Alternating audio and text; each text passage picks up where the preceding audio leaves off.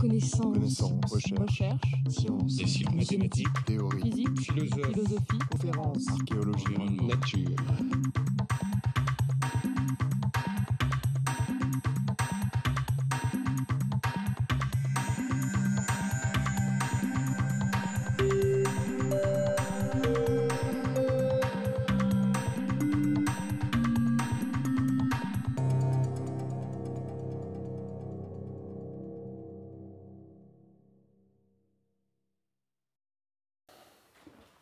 Alors, toujours sur ces problèmes, dernière séance sur ces problèmes consistant à prescrire au debout la densité. Donc, problème que je qualifie de problème de planification. Alors, peut-être une toute petite remarque. Ce que l'on a vu, ce sont des estimations, fondamentalement, ce sont des estimations de Lipschitz dans des cas où il n'y a pas de bruit, c'est pour des problèmes stationnaires, qui sont en fait des estimations extrêmement robustes parce que elles marchent vraiment pour des Hamiltoniens très généraux. Donc je rappelle le système d'équations, du sur dt.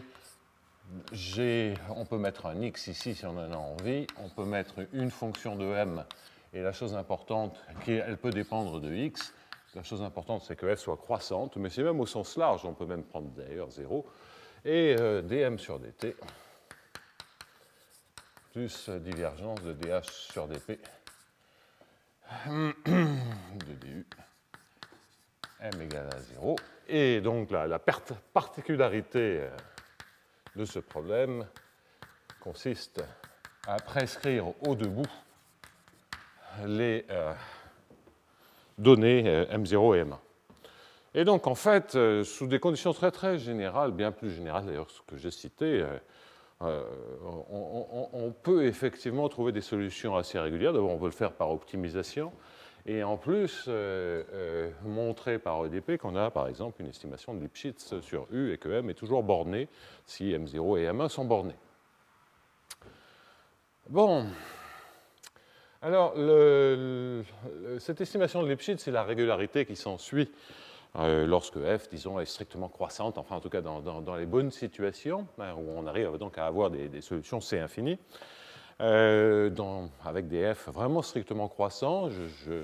Je rappelais que lorsque f est égal à 0, on est plus dans le cadre du transport optimal et qu'on a aussi des solutions régulières dans le cas où M0 et M1 sont strictement positives et régulières, mais pour des raisons différentes, qui ne sont pas d'ailleurs compatibles avec le cas f. Enfin, les démonstrations sont vraiment très différentes. Donc, qu'est-ce qui se passe si f est simplement croissante au sens large, c'est-à-dire peut avoir des zones de plat, où on va voir un mélange pour des valeurs de m de transport optimal, et puis pour d'autres valeurs de m de ce genre de problème, suivant les valeurs de m. Bon, il est quand même plausible qu'on ait toujours de la régularité, mais ce n'est pas clair.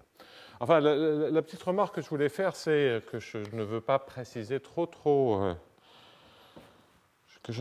lesquelles je ne veux pas trop insister, parce qu'il y a des petites difficultés techniques. C'est qu'il y a une interprétation variationnelle, je vous l'ai déjà indiqué lorsque H est convexe, et il y a un problème dual. Donc le problème dual du problème, une manière de formuler un problème dual, c'est que si on avait dit que c'était un problème de contrôle optimal avec une contrainte sur l'équation de transport, et que l'on minimisait et que U apparaissait alors comme l'état adjoint, mais dans le cadre de la dualité, si on a un problème convexe, c'est l'état adjoint qui va devenir l'état primal, fondamentalement, tandis que M va devenir l'état adjoint. Donc ça, qu'est-ce que ça veut dire? C'est qu'il y a un problème dual qui est en termes, que j'avais d'ailleurs indiqué une autre année, de contrôle d'équation de Hamilton-Jacobi, c'est-à-dire de cette partie-là de l'équation, et que f de m est remplacé à ce moment-là par un contrôle. Okay. Une autre manière de poser ce problème-là, c'est de dire, en fait, qu'est-ce que je suis en train de minimiser?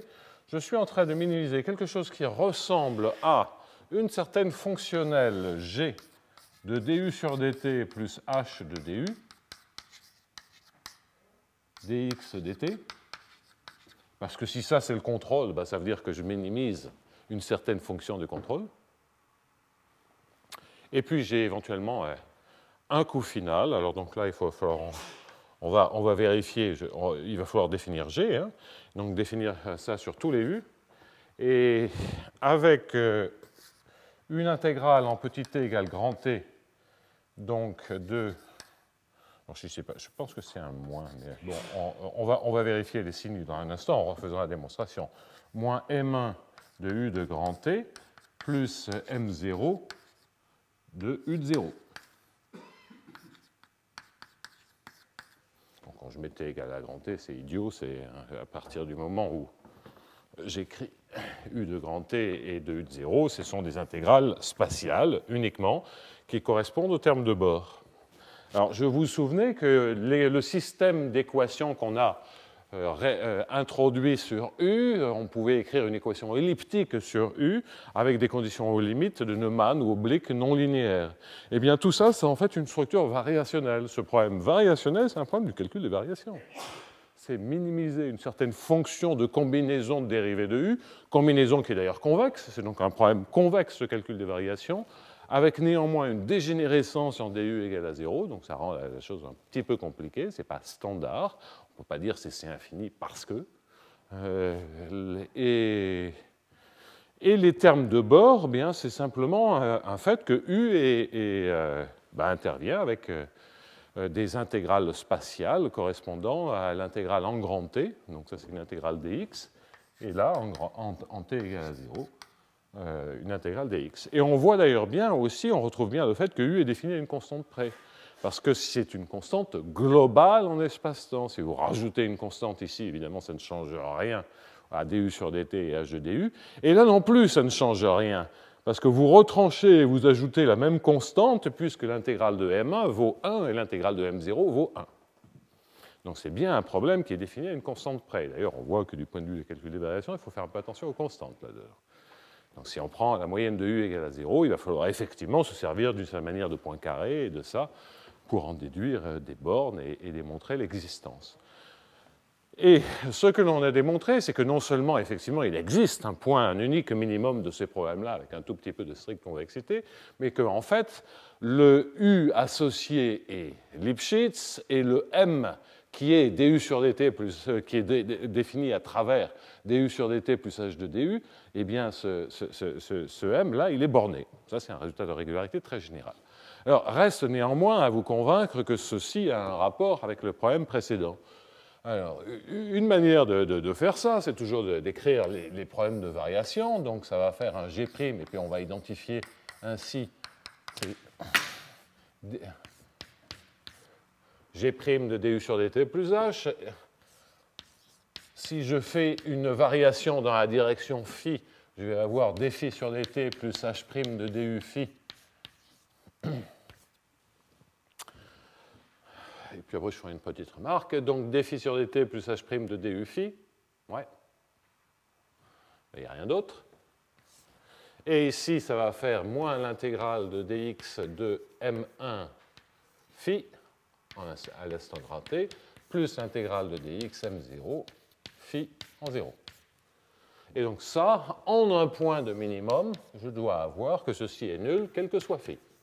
C'est la dérivée dans la direction phi est nulle.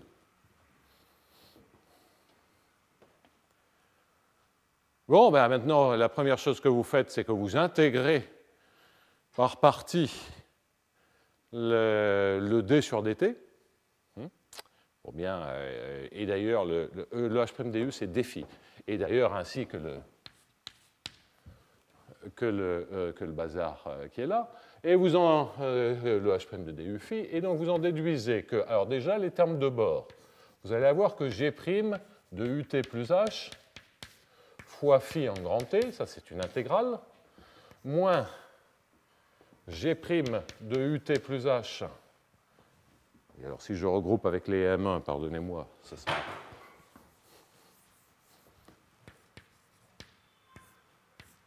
phi de grand T, moins l'intégrale de g' de ut plus h phi de 0. Et ça ce sont les termes de bord et reste maintenant les termes spatio-temporels. pour lesquels je trouve évidemment, c'est aussi au sens de moins d'ailleurs, phi fois d sur dt plus h' de... Je vais poser maintenant m, rien ne m'interdit de poser m égale g' de du sur dt plus h. Donc je pose m comme ceci. Et donc lorsque je fais l'intégration par partie, ce que je récupère, c'est phi, ça c'est tout ça c'est m, le d sur dt il vient taper, ça fait dm sur dt, plus divergence de h' de du fois phi. En d'autres termes, je n'ai rien d'autre que l'opérateur qui apparaît ici. Eh bien, regardez ce que cela veut dire. Ça, c'est m à l'instant grand t. Ça, c'est m en 0. Et je veux que ceci soit nul, quel que soit phi. Alors, ça veut dire que les intégrales en grand t, l'intégrale en grand t est nulle, l'intégrale en 0 est nulle, et que l'intégrale spatio-temporelle est nulle. Alors, pourquoi c'est vrai? Parce que vous prenez tous les phi qui s'annulent en 0 et grand t, et ça vous donne que ce qui est à l'intérieur de la double intégrale, si c'est vrai pour tous ces phi-là, ça veut dire que ce qui est à l'intérieur de la parenthèse est nul. Donc, ça vaut 0. Et ensuite, phi de t et phi de 0, ils sont quelconques. Donc, ça veut bien dire que chacun de ces morceaux sont nuls. Et donc, de tout ceci, comme c'est vrai, quel que soit phi, ça entraîne bien que m de t est égal à m1. C'est la condition aux limites de Neumann, parce que U est libre. Donc, on a une condition aux limites, c'est la conormale associée à l'opérateur. Donc, on a m de t égale m1 et m de 0 égale m0, et l'équation qui a lieu. Donc, encore une autre interprétation de ces systèmes de jeu à champ moyen, qui est d'ailleurs ces conditions aux limites ou d'autres conditions aux limites. À chaque fois, il y a une interprétation variationnelle qui est une relecture du problème de contrôle optimal. C'est une autre manière d'écrire un problème de contrôle optimal. On peut écrire ça sous une forme variationnelle lorsqu'on regarde le problème dual. Bon. Ça, c'est d'ailleurs vrai pour le contrôle optimal aussi, hein, pour le transport optimal. Il y a des choses comme ça. C'est un peu plus compliqué parce que f est égal à 0. Alors en même temps, vous voyez exactement ce qu'est g. Eh bien, ça veut dire que g'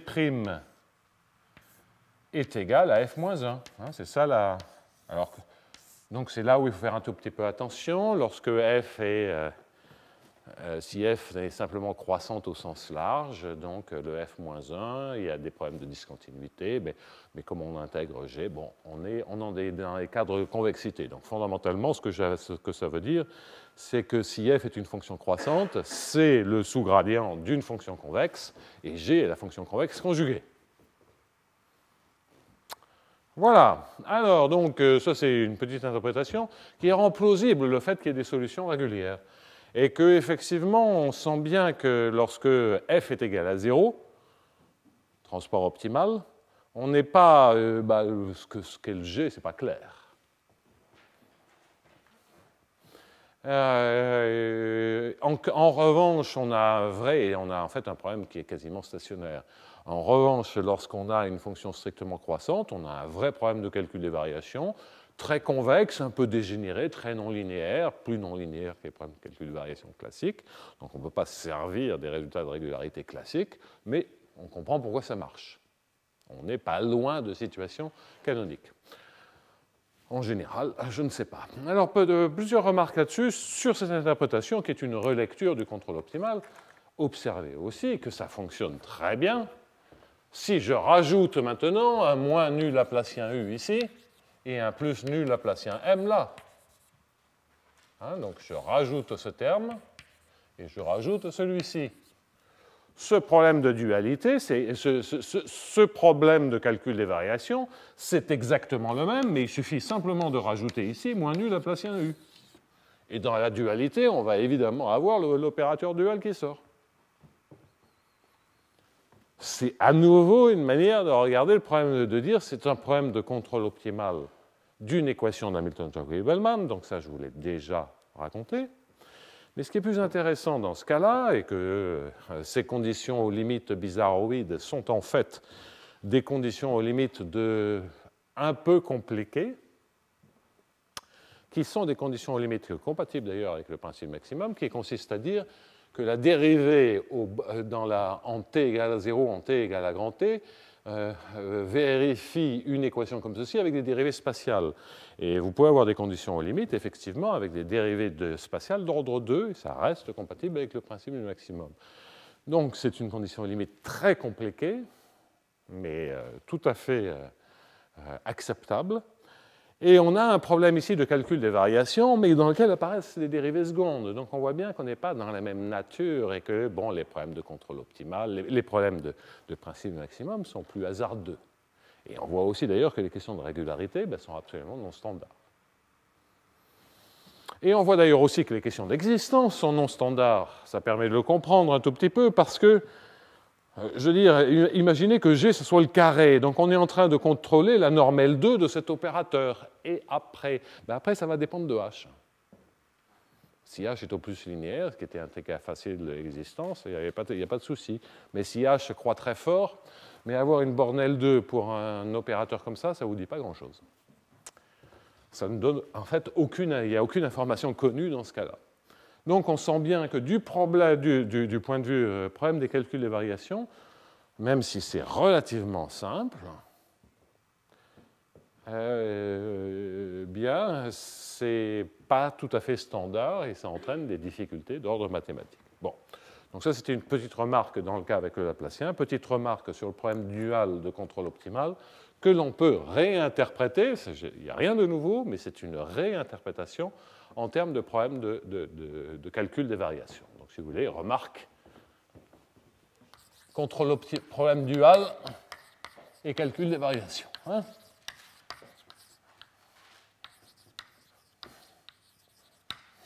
Bon.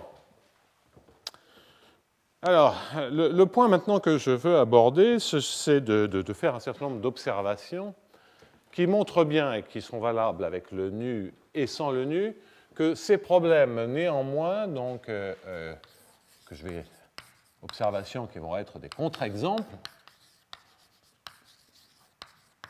que ces conditions aux limites, même si on arrive à les gérer sous certaines hypothèses, hein, prescrire ces problèmes de planification dans lesquels on prescrit à la fois la densité initiale qui est vraiment M1 et la densité que l'on veut au bout de l'exercice qui est M0, qui est en fait M0, j'ai renversé le sens du temps, eh bien c'est contre-exemple pour montrer qu'on n'aura pas quand même exactement les mêmes cadres d'existence que pour les jeux à champ moyen dans des situations comme celle-ci. Alors, le premier exemple que je vais vous donner, c'est en vous rappelant quels sont les cas simples d'existence de solutions de jeux à champ moyen. Alors, il y avait un cas où f est un opérateur régularisant. Là, comme je suis avec des fonctions locales, ce n'est pas le cas. On pourrait étudier des cas comme ça, mais ce n'est pas mon souci. Et puis, il y avait l'autre cas où, par exemple, h était à croissance au plus linéaire. Donc, pour les problèmes standards, c'est-à-dire, on savait qu'un cas facile, c'était h au plus linéaire, c'est-à-dire h' borné. Pour une fonction convexe, c'est la même chose. Et donc, nu, positif ou nul, c'est-à-dire que je regarde aussi bien une situation, entre guillemets, déterministe, il n'y a pas de bruit sur les dynamiques des acteurs, ou il y a du bruit. Donc, pour le problème standard, le cas facile, c'est h' borné. Donc ça, c'est un rappel que je fais, je le mets entre parenthèses. Et les hypothèses que je vais faire maintenant, c'est de bien dire que h' est borné et que nu est positif ou nul. Bon, ben là, l'existence est obligatoirement fausse en général. Pour la situation qui nous occupe ici.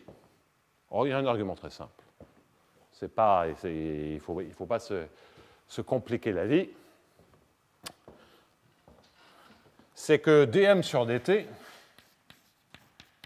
il est égal à éventuellement Laplacien, c'est-à-dire Laplacien nu, Laplacien m, moins divergence de h' de du fois m. Et donc, chacun de ces morceaux, que puis-je en dire? Bien, M, je sais automatiquement qu'il est borné en temps dans L1. C'est une densité de proba. L'intégrale de M, ça vaut 1. Je sais d'autre part que H' de DU, il est borné.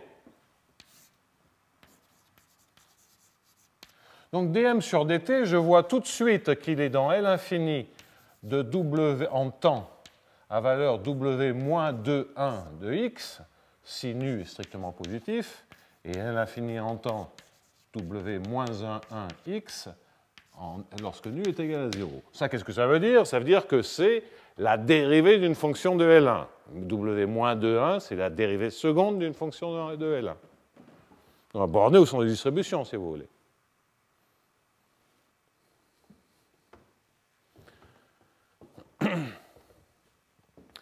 Et donc, si vous avez une solution, quel que soit t strictement positif,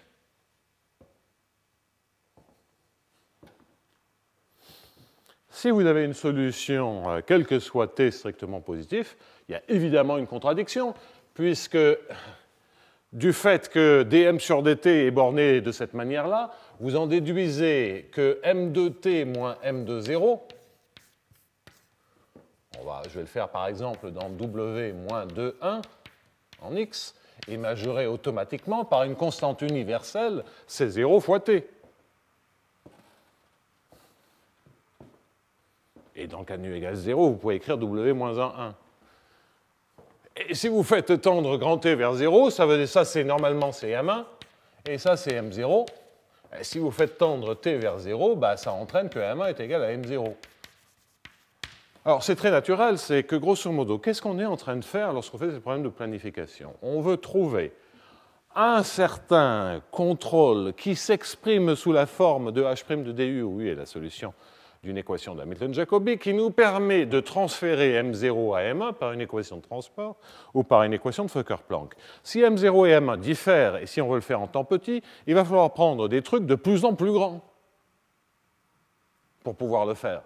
Parce qu'on a très peu de temps pour bouger une fonction et la transformer en une autre. Donc il va falloir faire les choses violemment. Si on fait les choses violemment, ce n'est pas compatible avec le fait que ce soit automatiquement borné. Donc en fait, on voit, et ça c'est une question qui est loin d'être claire, c'est que normalement, si on prend M0 et M1 différents, on doit avoir des solutions si t est suffisamment grand, dépendant de M0 et M1. Bon. Alors ça devient compliqué à faire. Hein. Ce n'est pas très simple du point de vue variationnel, on peut s'attaquer à ça, mais c'est ça la bonne chose. On peut avoir des résultats un peu généraux comme ça, mais on n'a pas vraiment d'idée sur ce que ça vaut grand T. Donc si on veut vraiment décortiquer le problème, par exemple en dimension 1, il y a des questions intéressantes. En prenant par exemple h de du égale longueur de du. Bon. Essayez de décortiquer ça. Combien de temps il faut, ça dépend de quoi sur M0 et M1, etc. Et aller au-delà d'un résultat, oui, si t est suffisamment grand, ça marche. Bon, ce qui correspond à une vraie formulation qui marche de la distance de Wasserstein infinie qui, elle, ne marche pas. Donc là, il y a des questions intéressantes. Donc c'est, je dirais, à suivre. Donc, c'est pas fini. C'est à suivre.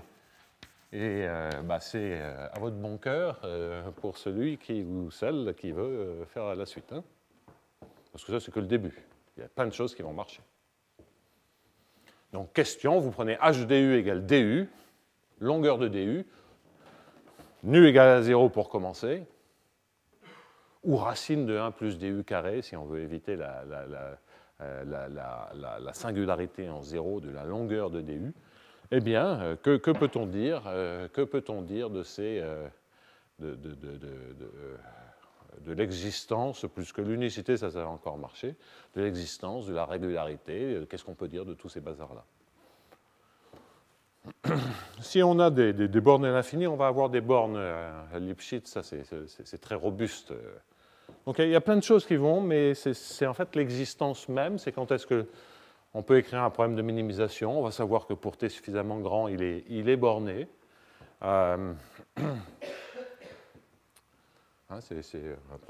Pensez à ce problème de minimisation. Bon, bah, ce n'est pas très, très compliqué de comprendre pourquoi pourquoi pour t grand ça va marcher, parce que c'est vraiment un problème de point carré, mais un point carré un peu compliqué. Enfin, je ne veux pas en dire, j'y ai pas bien réfléchi, je vois simplement qu'il y a plein de choses à faire, mais ce n'est pas moi qui les ferai. Bien, alors ça montre bien que là, il y a une difficulté qui est prévisible, qui est assez évidente. Hein, c'est parce que si on a entre guillemets, des contrôles bornés, ben on ne peut pas espérer passer de M0 à M1 en un temps arbitrairement petit. Alors, le deuxième cas est un peu plus compliqué à expliquer, montre qu'il y a quelque chose de bizarre qui se passe. Et comme je pense que les solutions sont régulières, je pense que cela veut dire qu'il y a non. Comme je pense que la dépendance, c'est pratiquement une démonstration, la dépendance, presque une démonstration, que s'il y a des solutions régulières, elles dépendent régulièrement des données. L'exemple que je vais vous montrer semble indiquer que les solutions ne sont pas toujours régulières. Donc, des singularités sans que je sache très bien ce qu'elles sont exactement. Alors, pour comprendre cet aspect de singularité, je vais prendre un cas particulier. Donc, je vais prendre H régulier, F régulier comme toujours. Je vais supposer que H de 0 est égal à 0 pour faire les idées, H' de 0 égale à 0, et que F de 0 est égal à 0. Tout ça, c'est des normalisations sans difficulté. Pourquoi ? F de 0 égale 0, on s'en fout, c'est F de 1 égale à 0, parce que vous pouvez toujours retrancher une fonction, hein, comme je vous l'ai déjà expliqué, vous pouvez rajouter une constante à U, vous pouvez surtout rajouter une constante fois t à U. Et donc ça vous permet d'éliminer une constante. Et puis entre H et F, de toute façon, une partie de la constante, vous pouvez la faire passer de l'un à l'autre. Donc il y a une constante que vous pouvez éliminer par l'ajout de Ct, et puis une constante que vous pouvez éliminer entre H et F. Ça vous fait les deux normalisations. H' de 0 égale à 0, ça c'est pour vraiment fixer les idées. Là encore, ce n'est pas vraiment indispensable, mais c'est vraiment pour fixer les idées. Du fait que H soit convexe, H seconde de 0, c'est une certaine matrice A symétrique, positive ou nulle. Du fait que F soit croissante, F' de 1, c'est une constante petit a, positive ou nulle. Ce que je viens les normalisations que je viens de prendre sont telles que U égale à 0, M égale à 1, et la solution, là s'il y a un petit peu de stricte convexité ou de stricte monotonie, la solution du problème correspondant à M0 identiquement égal à M1, identiquement égal à 1. Effectivement, si on part de 1 pour arriver à 1, il suffit de rester tout le temps à 1 en ne faisant rien, c'est-à-dire en prenant U égale à 0 et tout marche bien. Bon. Et donc, dire qu'on a des solutions régulières qui dépendent régulièrement des données, et en fait, la régularité des solutions entraîne pratiquement, et petit problème technique, entraîne pratiquement qu'elles dépendent régulièrement des données.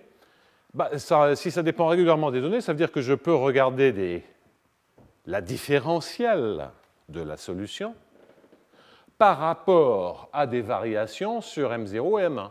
Donc le problème linéarisé, je dirais comme d'habitude, va consister à regarder dv sur dt. Je linéarise la première équation. V correspond à la solution du problème linéarisé. H' de du, c'est H' de 0, mais H' de 0, ça vaut 0. Et puis, je vais essayer de garder la couleur. Je me permets éventuellement d'avoir un Laplacien V. ou pas, c'est pour ça que je le mets en jaune. Et tout ça, ça me fait égal à quoi? Ça me fait égal à AN, où N il correspond à la solution, la deuxième partie de la solution de ce système linéarisé. Quant à N, eh bien, on regarde la deuxième équation, dN sur dt. C'est quand même assez naturel de regarder le problème linéarisé pour voir quel est là. Et je linéarise en un point très simple pour qu'on puisse faire des calculs explicites. dN sur dt, je linéarise ça. Ensuite, j'ai plus divergence et j'ai la linéarisation de deux termes. Alors déjà, pardonnez-moi, j'ai le terme jaune. Ensuite, quel terme j'ai? Bien, j'ai divergence de quoi? Alors, soit je dérive m, mais il me reste h' en du, c'est-à-dire en 0, qui vaut 0. Donc ce terme-là, il n'y est pas, et donc le seul terme linéarisé que j'ai, c'est maintenant dériver ça, c'est-à-dire h seconde de 0 fois dv, fois m qui vaut 1, et donc la moralité de l'affaire, c'est que ça me fait divergence de A, la matrice A, c'est h seconde de 0, fois gradient V. Avec comme condition au bord, voilà mon système d'équations, et comme condition au bord, c'est n en t égale à 0 qui est égal à n0, et n en t égale grand T qui est égal à n1, avec bien entendu que l'intégrale de n0 est égale à l'intégrale de n1 est égale à 0, puisque c'est la linéarisation d'un problème, du problème en M pour lequel je suppose toujours que j'ai des densités de proba. Donc des petites variations sont de moyenne nulle pour préserver la normalisation des densités de proba. Alors, c'est un problème linéarisé, regardons-le. Quand est-ce que ça marche, quand est-ce que ça ne marche pas? Ça, a priori, pour une matrice A quelconque, pour un petit a quelconque, pour un U quelconque, on peut faire un calcul explicite en série ou en transformé de Fourier, et puis voir ce qui se passe. Alors, avant même de faire ce calcul, je veux faire une petite observation. C'est qu'il y a une situation où il n'y a aucune chance que ça marche, c'est lorsque A s'annule. Si A vaut 0, ou même d'ailleurs s'il ne valait que 0, que dans certaines directions. Si A vaut 0, ce terme-là, il disparaît, et il n'y a aucune manière de résoudre en général une équation de la chaleur avec deux conditions aux limites. C'est un miracle, il n'y a qu'une, étant donné n0, il n'y a qu'un seul n1, ou plus exactement étant donné n1, il n'y a qu'un seul n0 qui correspond à cette solution. D'ailleurs, si nu égale à 0, c'est encore pire, puisque ça fait dn sur dt égale à 0, et le seul couple qui marche, c'est n0 égale n1. Bon, déjà, donc on voit tout de suite que si l'hamiltonien n'est pas strictement convexe, donc il faut qu'il soit très non linéaire, et puis pas strictement convexe en un point, ça suffit en 0, et puis vous imaginez bien que 0, ça ne joue aucun rôle. Donc, si l'hamiltonien ne vérifie pas que h seconde est strictement positif, il n'y a aucune chance d'avoir un problème où tout se passe parfaitement. Au sens, les solutions existent, sont régulières et dépendent de manière régulière des données. Ça veut dire que si h seconde s'annule en un point, ça ne veut pas dire qu'il y a encore des solutions. Alors ça peut être qu'elles ne dépendent pas régulièrement des données, ou ça peut être qu'elles ne sont pas régulières. Bon, moi j'ai tendance à penser que ça veut dire surtout qu'elles ne sont pas parfaitement régulières. Mais bon, je n'ai pas démontré ce dernier point. Donc là, il y a des remarques amusantes, d'où la nécessité, pour que ça marche, que A soit strictement positif. Et en revanche, ce qu'on va observer, une petite proposition, c'est que ce problème marche bien.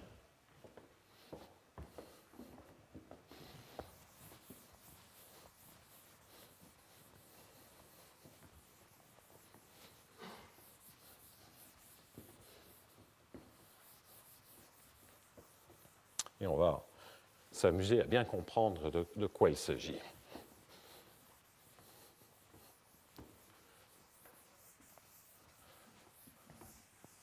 Bon. Alors, donc, proposition. Le problème linéarisé en périodique est bien posé. C'est d'ailleurs un si et seulement si, mais enfin bon. Bien posé si A est strictement positif, nu positif ou nul, et A positif ou nul. Bien.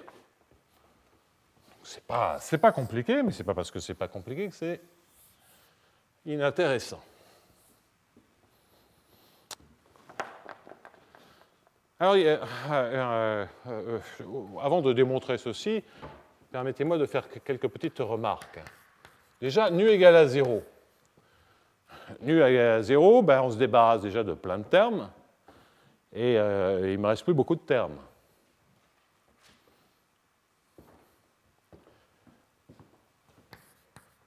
Donc j'ai dv sur dt égale an, et puis dn sur dt, plus divergence de a gradient v, est égal à 0.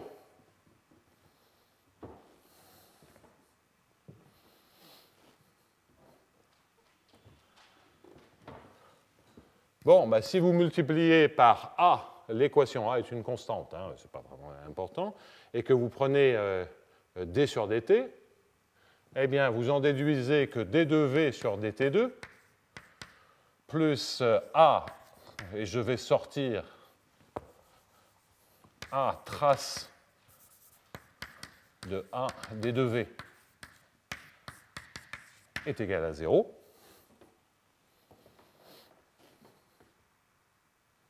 Avec des conditions aux limites de type Neumann, c'est-à-dire dv sur dt en t égale à 0 qui est égal à n0, et dv sur dt en t égale grand T qui est égal à n1.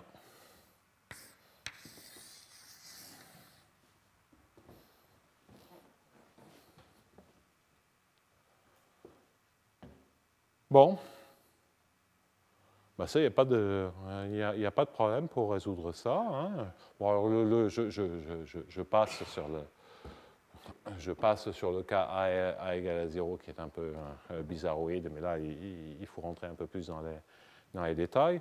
Mais ce que vous voyez, c'est que ce problème-là, c'est un problème elliptique avec deux conditions aux limites, et que vous avez la compatibilité des conditions aux limites parce que vous avez la même masse ici et là. Donc le problème, il admet bien une solution qui est unique à une constante près.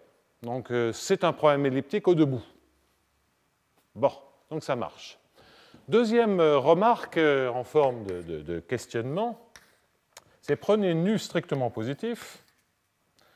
Et d'ailleurs, c'est ce que je vais faire parce que le cas de nu égale à 0, vous voyez, à partir de maintenant, je vais prendre nu égale à 1 pour que les calculs soient ce qui veut vraiment dire nu strictement positif, et je vais démontrer la proposition dans ce cas-là. La remarque, c'est à quoi ça ressemble ce système. Pensez d'ailleurs à l'exemple particulier qui correspond à prendre petit a égale à 0.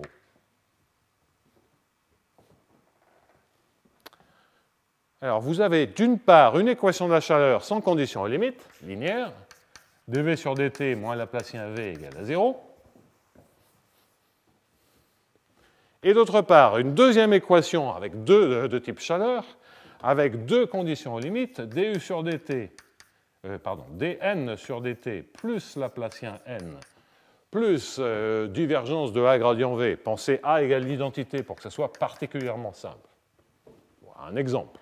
Ça ne change pas grand-chose, d'ailleurs, le cas général. Et ça vous fait plus Laplacien v égale à 0, avec n en t égale à 0 égale n0, et n en t égale grand T égale n1. Donc vous avez une équation de la chaleur, OK, avec un terme bizarroïde, Laplacien v, et deux conditions au bord. Vous regardez ça, moi la première fois que j'ai regardé ça, j'ai commencé par chercher des contre-exemples. Puis j'en trouvais vraiment pas. Finalement, j'ai fait le calcul en Fourier et je me suis rendu compte que le problème était bien posé. D'accord ? Ce problème linéaire est bien posé. Alors qu'il a une sale gueule. Enfin, quand on a l'habitude des équations de la chaleur, il a vraiment un délit de sale gueule. Je veux dire, quand on voit ça, on se dit ça ne va pas. Il y a quelque chose qui ne va pas.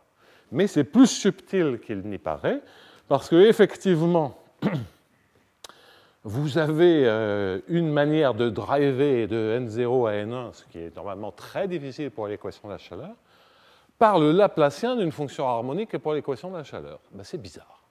C'est un problème qui n'est pas standard.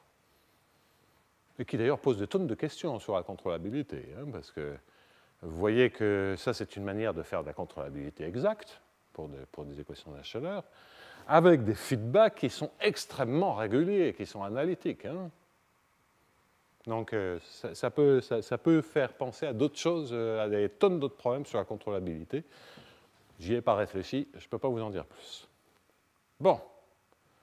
Alors, plutôt que de faire un grand discours, le mieux, c'est de faire le calcul en Fourier. Et comme je n'ai pas envie de me traîner des matrices dans tous les sens, je vais prendre A égale l'identité ou la dimension 1, auquel cas ça fait simplement une constante, ce qui va me simplifier les petits calculs. J'aurai que des calculs essentiellement unidimensionnels, puisque tout va se passer avec le module de xi. Je vais également tricher, plutôt que d'avoir des puissances i de k pi z, je vais faire des puissances xix. Ça sera plus simple, donc comme si on avait une variable, un spectre, une variable continue, comme si on était dans RD au lieu d'être dans le cas périodique. Ça, c'est uniquement parce que j'ai horreur de me traîner des 2π au carré, des k et des machins comme ça. Bon. Donc mais vous remplacez xi par 2πk, c'est pareil. Ça ne change rien. Donc, faisons le calcul, le calcul général est tout à fait semblable. Ouais, je vais quand même faire un A quelconque. Ça ne devrait pas être beaucoup plus méchant. On va dire, je n'ai jamais fait ce calcul-là, mais enfin. OK. Alors, donc, on fait une transformée de Fourier en X, uniquement. Donc, on a dv chapeau plus xi2 v chapeau est égal à an chapeau. Et un dn chapeau sur dt moins xi2, puisque j'ai pris nu égale à 1, n chapeau, plus, au sens de moins, axi scalaire xi, v chapeau égale à 0.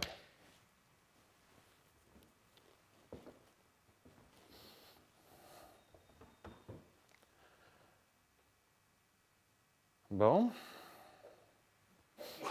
Je sens que ça va être passionnant.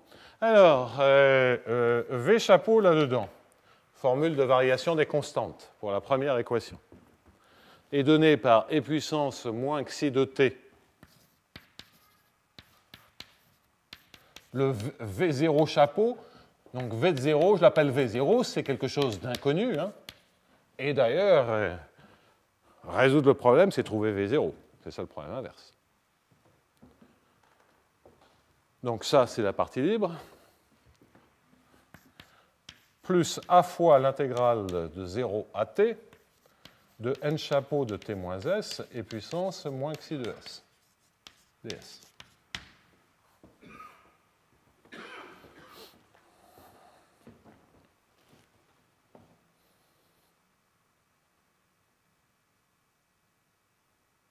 Correct. Rien de plus à... Correct, non, c'est faux. Parce que je fais e puissance xi2, donc ça fait e puissance xi de s ici, et un e puissance moins xi de t devant. Voilà, ça me plaît, il y avait quelque chose qui me chagrinait. Donc voilà, effectivement, la formule de variation des constantes, c'est toujours faux, il y a un n chapeau de s ici.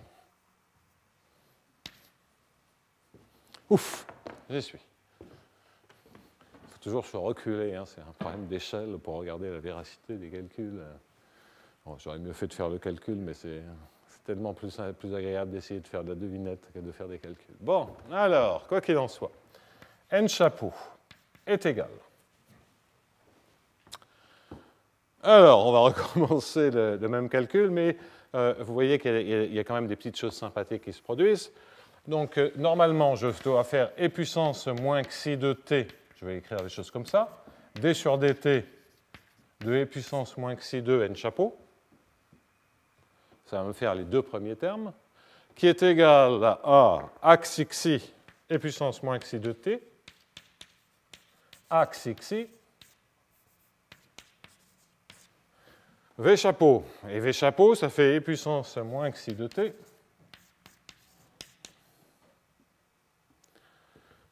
V0 chapeau inconnu. Qu'est-ce que je suis en train de trafiquer là? Parce que je ne vais pas m'en sortir comme ça. Oui, je m'y prends comme un manche. Alors, je vais commencer par A égale à 0, et puis je ferai un autre calcul, pardonnez-moi. Donc, A égale à 0, ce sera quand même beaucoup plus simple, puisque c'était le cas bizarre. Hein. A égale à 0, je réponds déjà à ma propre préoccupation. Pardonnez-moi, je fais A égale à 0 pour commencer. Sinon, j'allais tourner en rond, c'est pas comme ça qu'il faut faire le calcul. Après, je ferai le calcul, je suis têtu, je ferai le calcul complet. Bon, donc, dans ce cas-là, c'est particulièrement simple. V chapeau, c'est évidemment V0 chapeau et puissance moins xi de t. C'est une solution libre de l'équation de la chaleur. Je reporte dans le deuxième problème et j'en déduis que j'ai un E puissance moins 2 xi de t, V0 chapeau.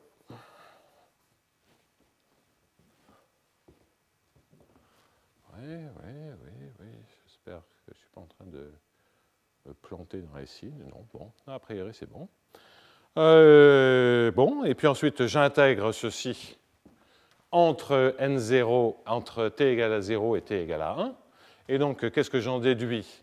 J'ai que N1 chapeau E puissance moins xi de t, moins N0 chapeau. A priori, c'est ça qui m'identifie...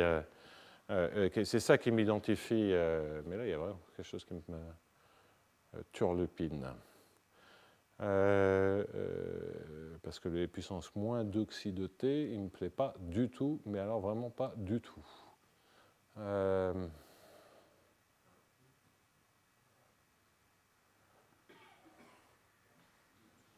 y a quelque chose... Pardon? Non, si j'ai ça. Non.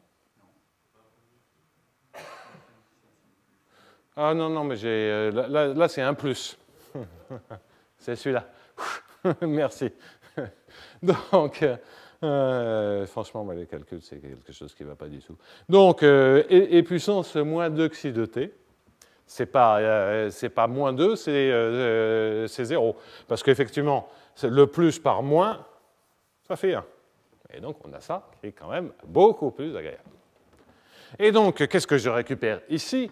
J'en déduis que j'ai une formule pour le potentiel incitatif, hein, c'est le potentiel final en linéarisé. J'ai une formule explicite qui est quand même assez amusante. Hein? C'est un... Pardon?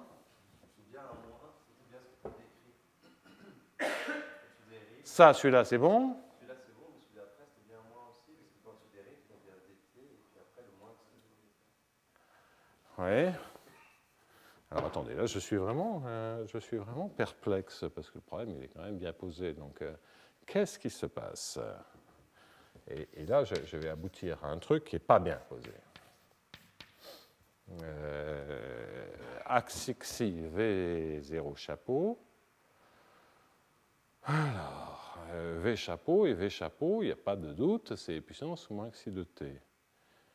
Et donc, ça m'en fait 2.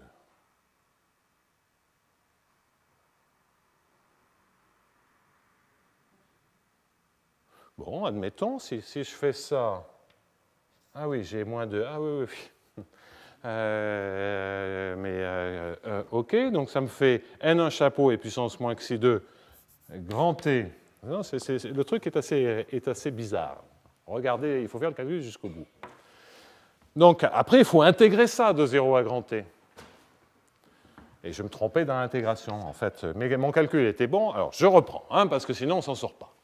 Donc, égal à 0, ça me fait bien que V chapeau est égal à V0 chapeau et puissance moins xi de t. Je prends cette variation, cette méthode de variation des constantes, et puissance moins xi de t n chapeau, et j'obtiens donc et puissance moins 2 xi de t axe xi V0 chapeau, et ça, je l'intègre de 0 à grand T. Qu'est-ce que je récupère au bout du compte? Je récupère N1 chapeau et puissance moins xi 2 t moins n0 chapeau égale l'intégrale de ce bazar-là. Mais ça s'intègre. Ça s'intègre et qu'est-ce que je trouve? Bien, je trouve un demi de axe xi divisé par norme de xi au carré. Ça, c'est l'intégration. D'accord? Donc ça, c'est bien un opérateur borné. C'est en fait c'est une transformée de Riesz. Hein. C'est un brave opérateur. Et j'ai comme multiplicateur de Fourier devant le V0 chapeau quelque chose qui est une perturbation compacte de l'identité. C'est identité moins e puissance moins 2 xi 2 grand T fois V0 chapeau. Bon, ben ça se résout. Ça c'est en termes de transformée de Fourier, il n'y a aucun problème.